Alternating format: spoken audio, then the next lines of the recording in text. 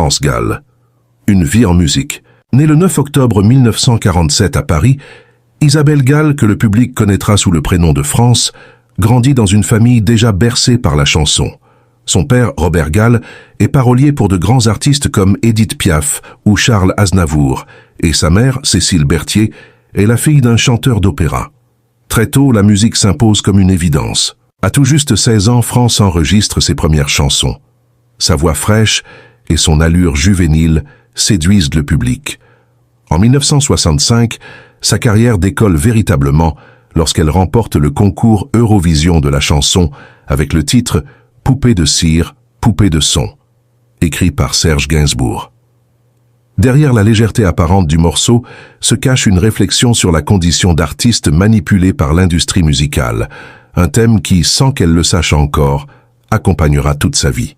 Les années 60 font de France Gall une icône de la jeunesse yéyé. Mais les succès masquent parfois les blessures.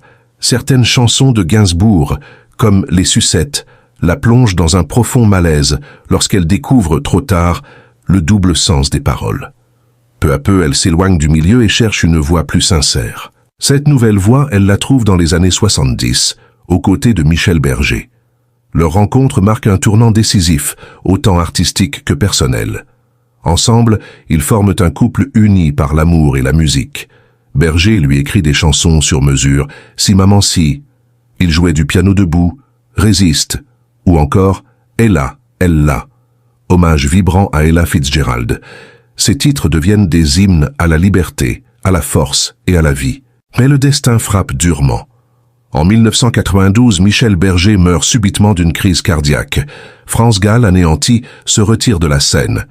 Elle revient quelques années plus tard pour honorer sa mémoire avec le spectacle Résiste, un dernier cri d'amour et d'espoir. France Gall s'éteint le 7 janvier 2018, à l'âge de 70 ans. Elle laisse derrière elle une œuvre profondément humaine, empreinte de sensibilité et de courage. Chanteuse discrète mais inoubliable, elle aura traversé les époques sans jamais trahir son authenticité.